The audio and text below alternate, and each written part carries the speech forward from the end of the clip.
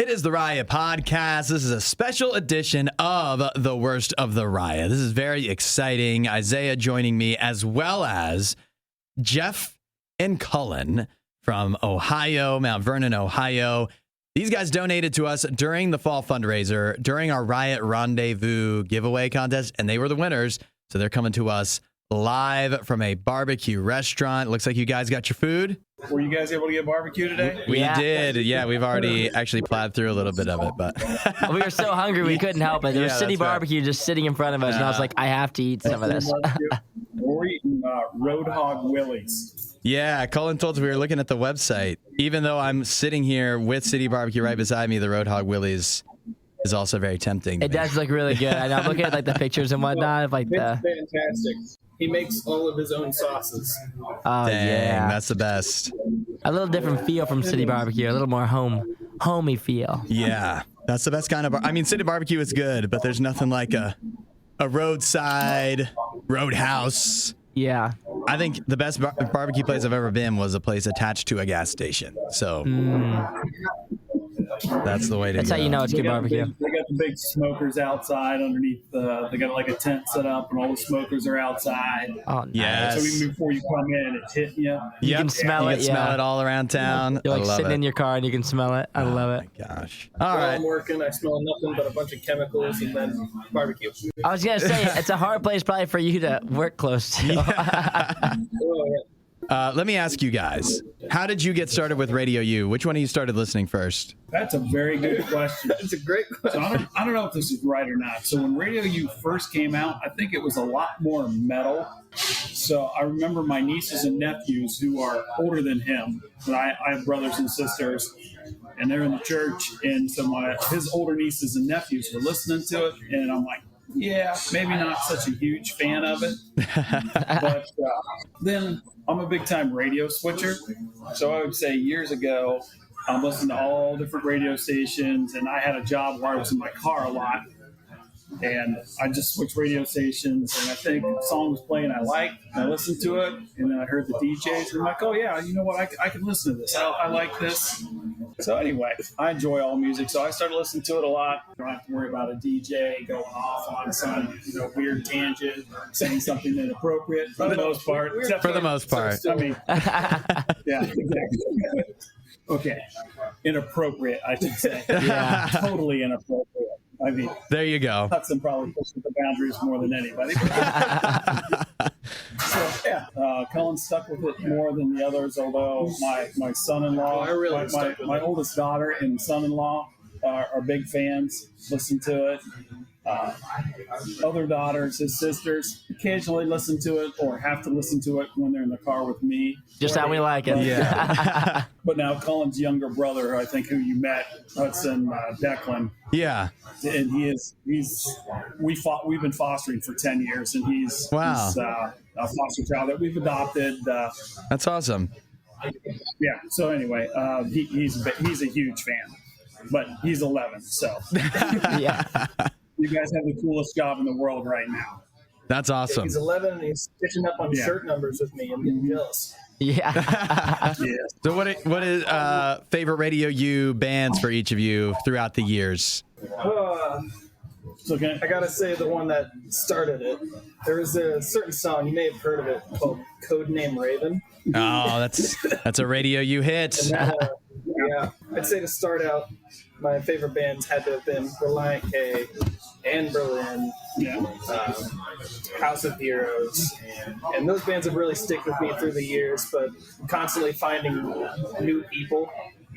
We did I donated during the fundraiser. Yes. Specifically, I wait for the Throwback Thursday, because I know there's going to be there's all the throwback songs, and I'll go through, listen to them. Of course. And I'll be like, oh yeah, there's a Flyleaf. I remember this song. Mm-hmm. There's some Skillet songs on here, and then I'll hear Silverline, and I completely forgot about this band, and now I listen to them every day because. As a kid, can't just pull up Shazam and be like, oh, that's this song. Yeah, right. I had to wait for the radio announcer to be like, up next is coming this song by this band. Otherwise, I had no idea what song it was. It was just a mystery. The lyrics come up. 2 years ago, I remember you looking at your Spotify. I think Andy Mineo was number one. I was in the 0.1% of Andy Mineo. Oh, wow. That's awesome. That's a badge of honor, though, right That there. is. Well, you're talking my language, too, with Reliant K, because we must have grown up. I mean, we have to be around the same age, because Reliant K and Anne Berlin were two of my favorites. Reliant K was my very first concert that I wanted to go to. I was like 7 years old. Yeah, Run Kid Run. Remember Run Kid Run? Yeah. Run, Kid, Run. Yep. I love Run Kid Run. Also listen to them a lot. So I can hear the piano in my head immediately. yeah. What Reliant K song was it? Because I heard it. So you know how one of the stations years ago was more just different preachers on it. So they have different preachers going on. But at the end of the hour, a lot of times they would play songs, and this one station had like a half hour.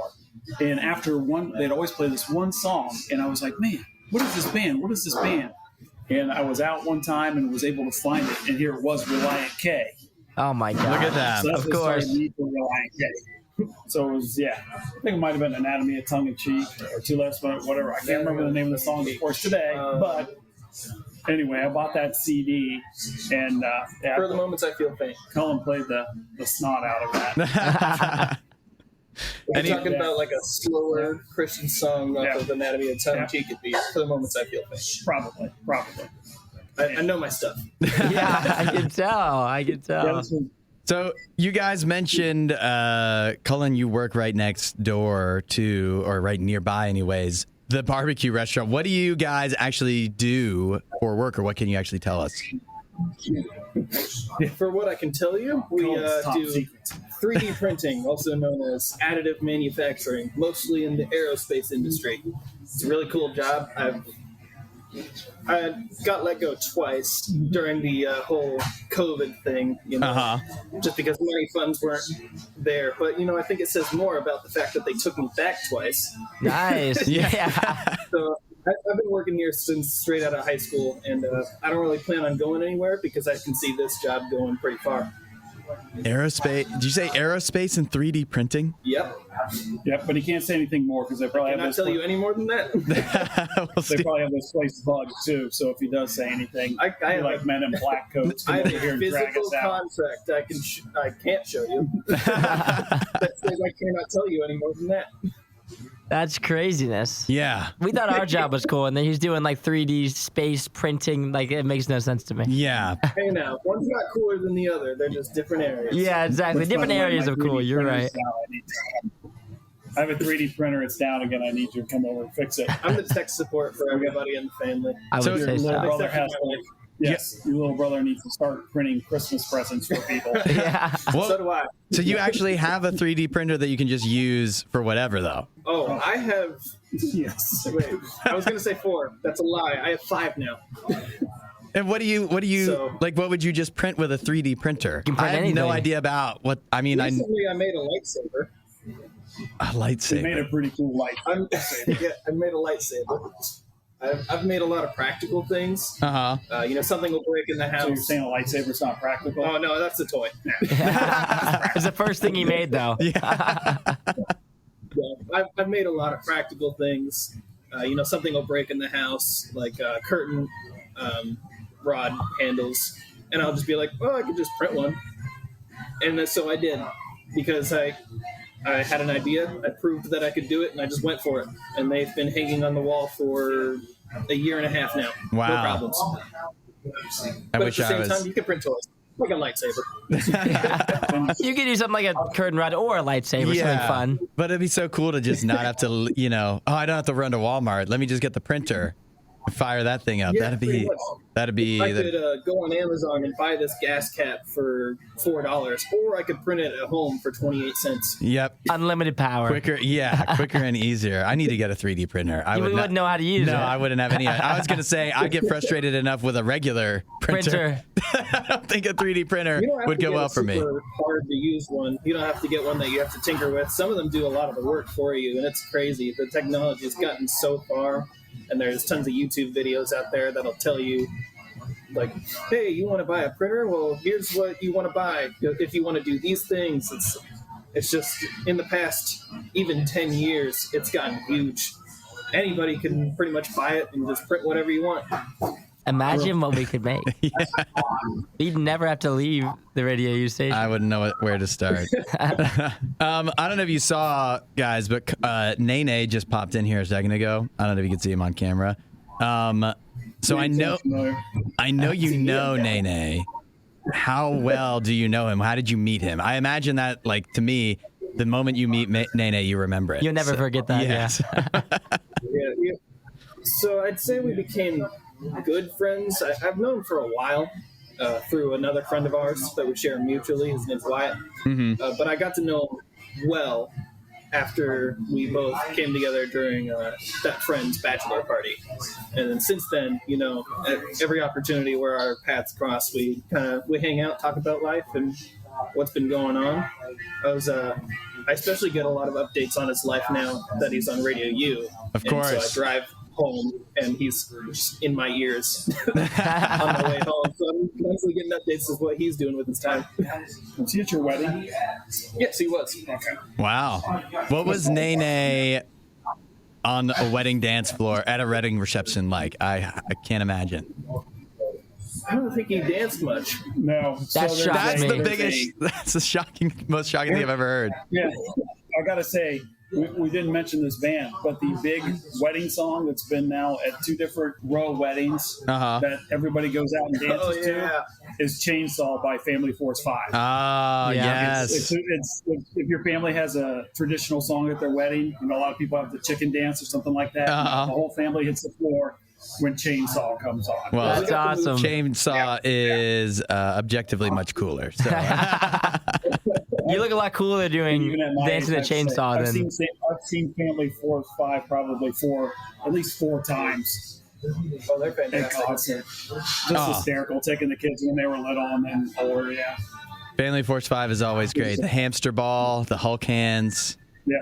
Always a good show. Well, the first time I saw them, I was like, they brought out, what was the name of their something 3000, whatever. It was like, so basically, it's like you go to church and you have a special singer and they're just singing to a tape. That is Family Force 5 for the most part. That's right. I mean, that's a lot of rock or rap artists now, but they were one of the first ones that, like, they named it something cool. It's like, yeah, we're not really going to play our instruments. Yep. Yeah, we're just going to jump around the stage and have fun. Around, they had exercise trampolines. Yeah. They went nuts with them. Right. We had to get the Hulk cans and spray paint them, all that good stuff. Yep. Yeah. Well, at least they're honest about it, and it allowed them to put on an amazing show. We miss those guys. Yeah. I think we can't finish this out without asking you guys if you have any questions for us. Were you really born in Canada? That's a good question. Or it's like Canadian. Were you really? Did you live there for?